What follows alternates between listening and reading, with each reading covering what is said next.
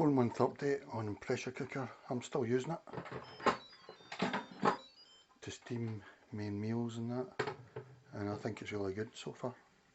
I saw this in Lisa Child's videos, YouTube channel.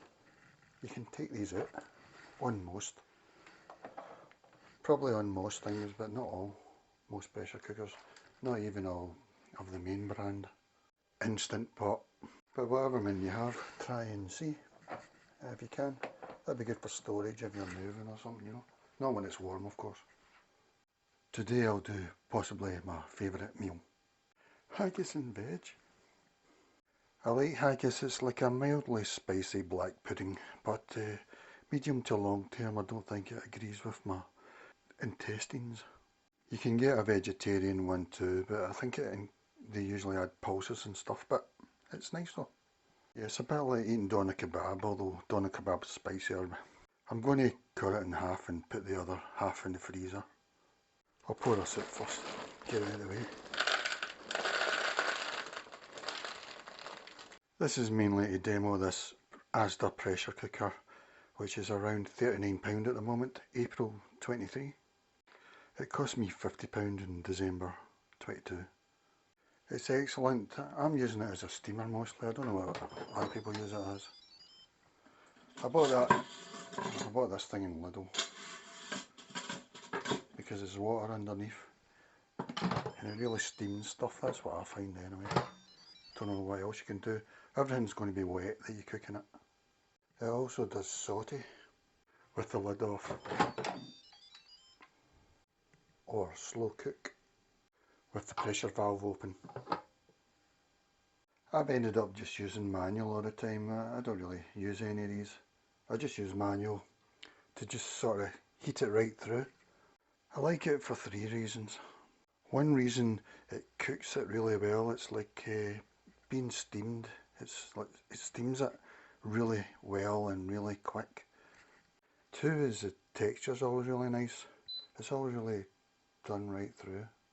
So, and 3 is, I think it's probably the cheapest way to cook, because I think the theory of pressure cookers is it means that your boiling point is much lower than 100 degrees, so your boiling point of your water, and so it's really quick as well. But when you do a time like this, that's saying 30 minutes, it's probably going to take 10-15 minutes to get up to the pressure point, so it's really 40 minutes.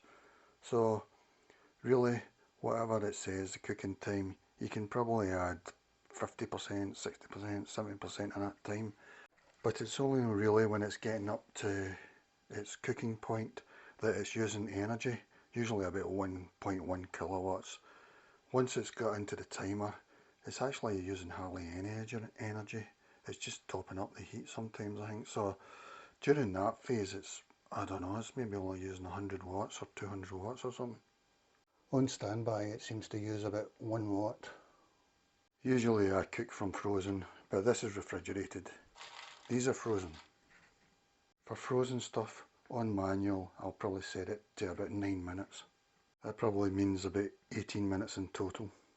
Why did I use these metal things? Put it there.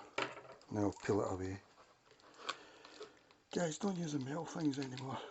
Note to manufacturers. Come up with a better way, guys, you know. Something better. Here we go. I've done that so the steam will get through it quicker. Pressure cookers always need water. This is the one I got with this ASDA one. I need to do 2 cups. You'd think they would give you one of full size. I'm using this to keep it above the water. That's from Lidl. I don't know if you can just use a container. You probably can, but I don't know. I spray this with oil so the meat doesn't stick, or veg.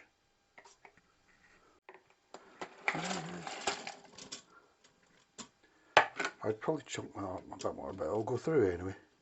The water will get through.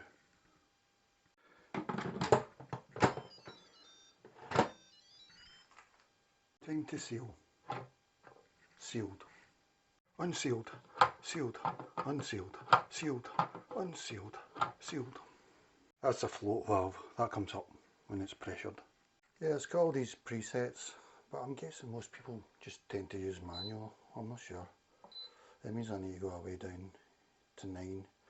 Really I'm going as little time as I think necessary, and this is sort of what I found is my thingy. Even for frozen food, maybe for things like pulses and that it would be longer, you know, maybe 13 minutes or something, but for soft stuff, even if it's frozen, around about 9 minutes for me. Let it commence. It stays like that until it's up to its pressure point. It's using 1.1 kilowatts really, nearly 1.2. Take a guess, but say that cooking in an oven or whatever is the longest and the most expensive. I would say a microwave's maybe 30% of the energy of an oven or whatever. I think a pressure cooker's down that range as well, maybe even more. And the good thing about a pressure cooker is it's giving it a good steam. The texture's always really nice and it's really quick. I'm guessing this will take about 16 minutes, about, you know, a few minutes to get to the pressure point, and then the 9 minutes of, well, just lying there in state really. I'm waiting for this to come up and seal it. If you forget to put water in it, nothing really happens, in mine anyway. Must have some sort of sensor that can tell. So one time I didn't put any water in it, it didn't cook, so I'm guessing it didn't go up to pressure either. I don't know if they all have that safety inbuilt. I'm guessing they probably do though. I wish they made this clearer, you know, because sometimes it can be hard to know what's sealed or not, but it's sealed when it's back. But it'd be better if it's, you know, colour code or something, green, red or something. Because if I've got the seal open, I'm really just doing a slow cook. Lisa Childs has a great YouTube channel mostly it's on the Instant Pot, but it'll be relevant for all pressure cookers really. Her YouTube channel is Tried, Tested and True. Sealed. It's still on 1.1 kilowatts. 7 minutes and now it's switched to, yeah, it's at 1.1 kilowatts.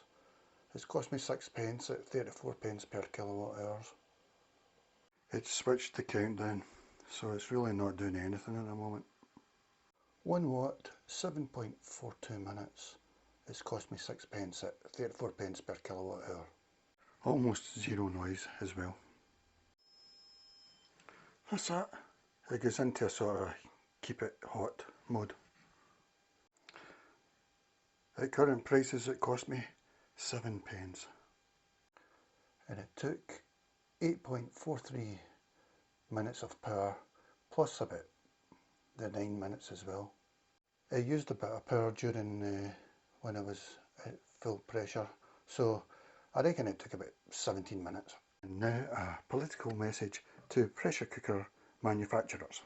You give us two options. You give us the float valve, which can take about 25 minutes to go down naturally, or we've got quick release, which takes about 30 seconds, but this, it hits your roof and dirties your roof in that.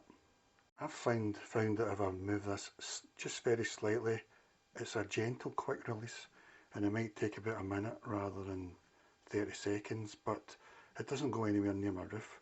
So manufacturers, I ask you, please give us a soft quick release option rather than just a brutal quick release option. It would take about 20 minutes for the float valve to go down, whereas the quick release is brutal. I find if I do this slightly I can get a gentle release, but it'd be better if it was built in.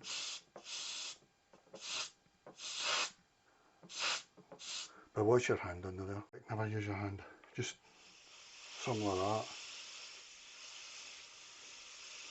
So manufacturers, get on it. Gentle quick release. Look at that, no, I'm not messing up my roof, my ceiling. I'm not going like that. I'm going like that. Manufacturers, get on the case. It's nearly gone now. The float valve will drop. manufacturers. We want the third way.